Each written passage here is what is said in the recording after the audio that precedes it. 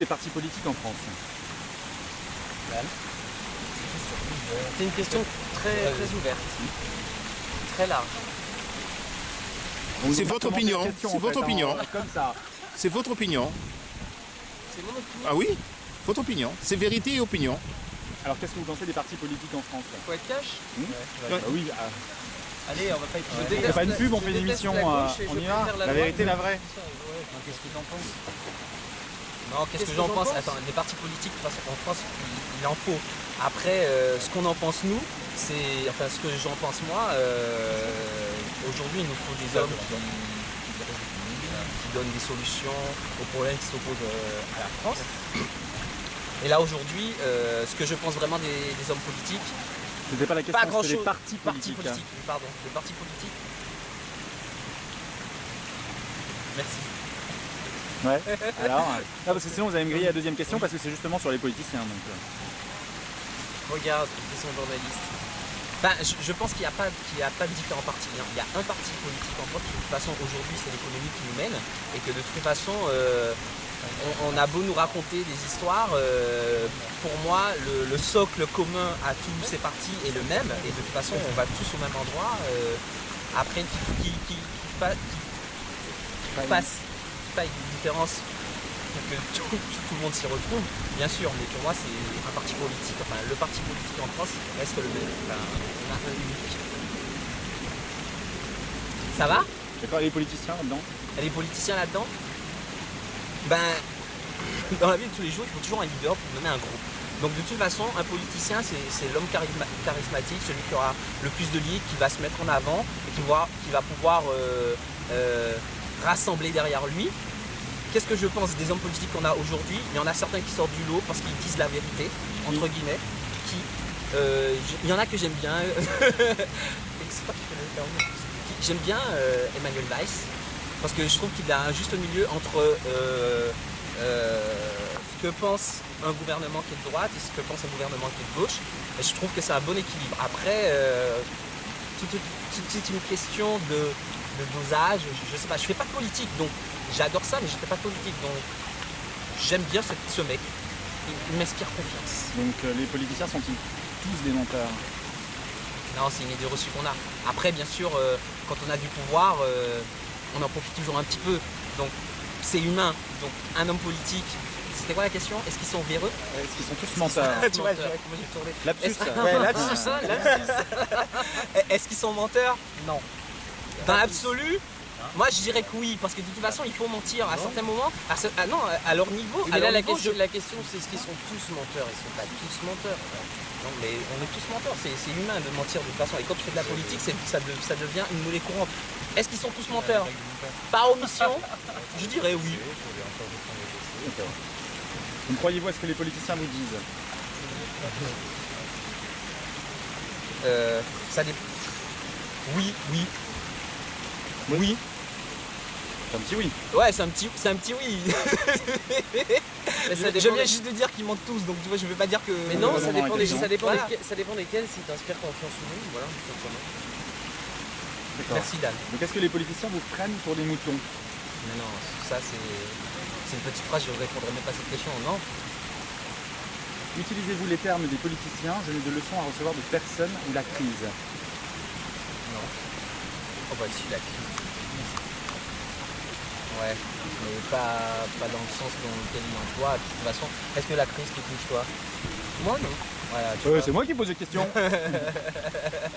Non? Oui. Ça vous touche pas la crise? Oui, moi non. Oui, on emploie le terme crise après, c'est quoi? J'ai de leçons à recevoir de personne?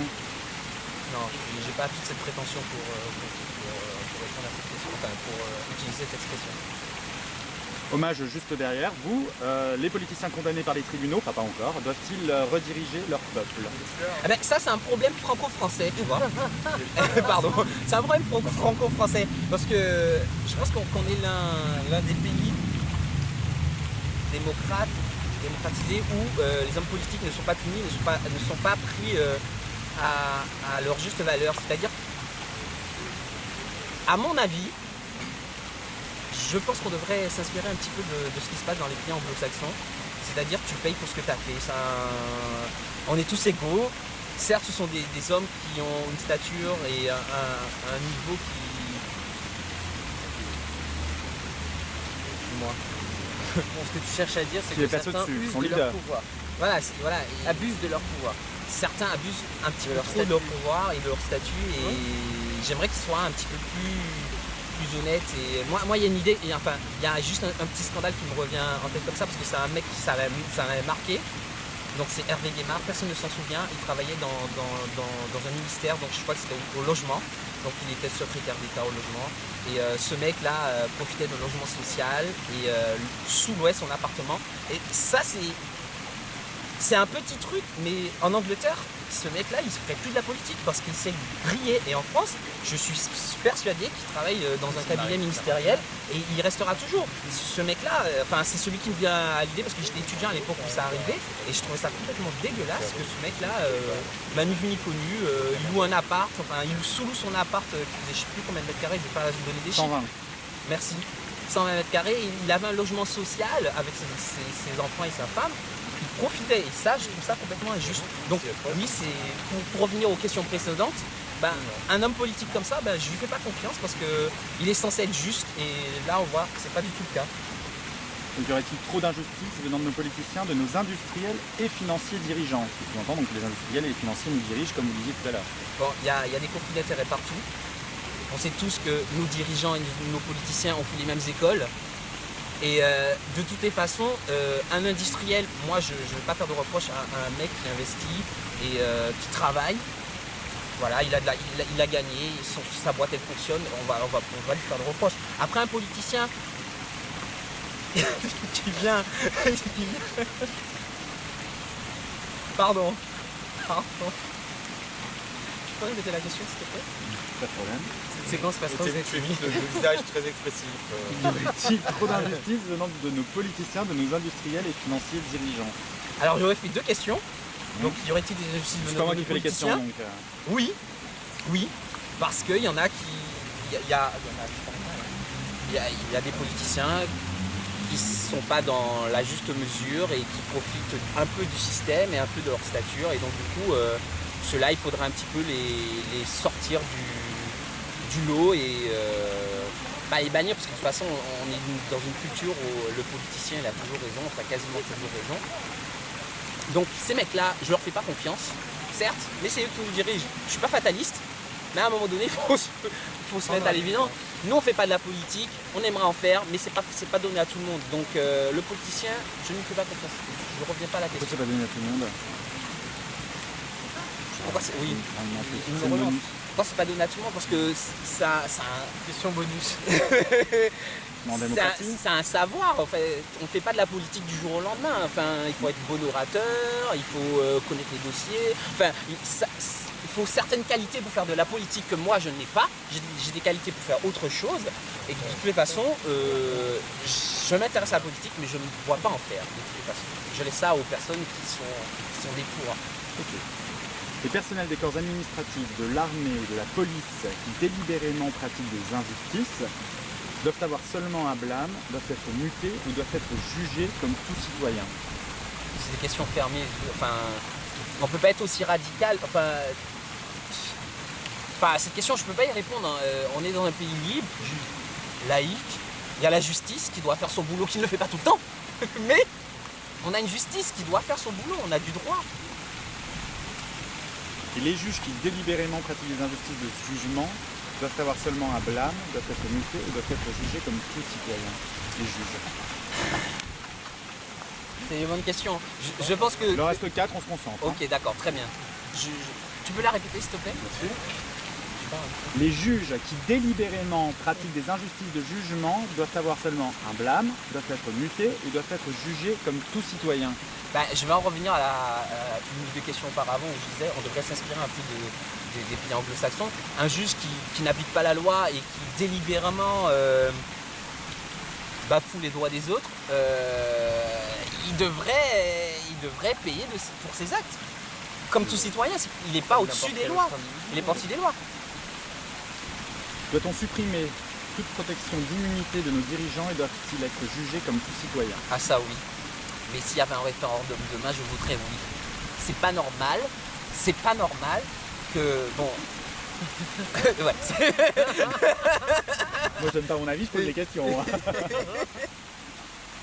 oui, c'est pas normal qu'ils payent pas et qu'ils aient des immunités. Mais est-ce qu'ils peuvent pas payer après l'exercice de leur pouvoir?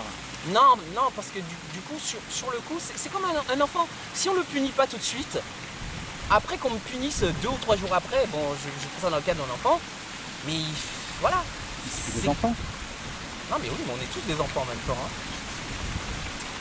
Les politiciens sont-ils des bons exemples pour nos enfants? Ah non, pas Ah bah, ça dépend lesquels. Hein. Bah, je prendrais pas un homme politique. Emmanuel Valls est-il un bon exemple pour nos enfants? Oui, non, parce que ce sont des mecs qui mentent. Donc de toute façon, un enfant, tu. Donc il ment alors. Bah, bien sûr. Bah, tu avais dit au début qu'il ne mentait pas au début. Mais il ment par omission. Ah oui. Les J'ai présidents- précisé à la fin. Ah ouais. Les présidents après mandat doivent-ils être protégés de garde du corps avec un salaire garanti à vie? Alors ça, non. Bah si. Le salaire garanti c'est à une vie, question. Avec Il a ce qu'ils servi la savent, France. quand même. Il a Avec servi le la d'État, France. etc. Avec tout ce qu'ils savent. Bah oui. Mais c'est une protection quand même, non? Si, Au si, plan il y a un diplomatique, minimum, il y a un minimum à voir. Après, bien sûr, le mec, il a dirigé la France. C'est un pays Et pour ça, on grand, peut donner un salaire je à sais vie. pas, mais en tous les cas, c'est un pays. On essaie de se persuader que la France est le centre du monde, mais pas du tout. Et oui, oui, bien sûr. Cette question, oui, bien sûr. Pour le salaire à vie, non, je suis pas Je d'accord. suis à côté d'Ina. Hein. C'est un service rendu. Il a, S'il y a pas d'autre- il a Mais rendu le service au- service, il l'a rendu, il a été payé, donc on lui a donné ce qui lui était dû pendant qu'il faisait ce service. Suite à ça, une fois qu'il est plus là, non. Enfin, à ce moment-là, où va la France, quoi? Non mais enfin, à un moment donné, à part payer, Dernière. on D'après se donne plus l'insatisfaction. d'argent dans les caisses. Mais non, mais c'est pas ça qui fait notre déficit. Oui. Alors qu'est-ce qui fait notre déficit? Là, c'est une autre Non, mais question. c'est pas ça, Et mais c'est c'est ça, hors c'est du ça, cadre c'est ça. de Dans l'entretien. notre émission alors. Voilà. D'après l'insatisfaction croissante du peuple, croyez-vous à une révolution sérieuse comme il n'y aurait jamais eu dans notre pays? Bah, c'est ce que je disais tout à l'heure. Il va y avoir une révolution. Oui, c'est vrai. Vers Dans le ces métro, villes. il faisait ça. Je disais mais c'était une petite parenthèse. Après, est-ce qu'il. Non, on est quand même suffisamment. Mélenchon a Des- déjà repris la Des Bastille. citoyens conscients de ce qu'on vit aujourd'hui. Il n'y aura pas de révolution, bien sûr. En France, je ne le pense pas. Il y aura un phénomène de mécontentement général, ce qu'on voit déjà. De toute façon, le Français en général, il est mécontent, il n'est jamais satisfait. Mais il y aura une sorte de mécontentement général qui va peut-être entraîner des nouvelles décisions. Un mec qui va sortir je ne sais d'où, moi peut-être, je sais pas, peut-être que dans 10 ans je ferai de la politique et je mènerai la France au front. Tu as quand même dit que t'étais pas né pour. Hein. Mais oui, Ça, mais je je dis, dis peut-être. La vie peut nous réserver plein de belles choses, hein, des Plein de fois. surprises, n'est-ce Et pas? plein de surprises. Un beau mot pour conclure cette émission, merci beaucoup. Merci à vous. À bientôt.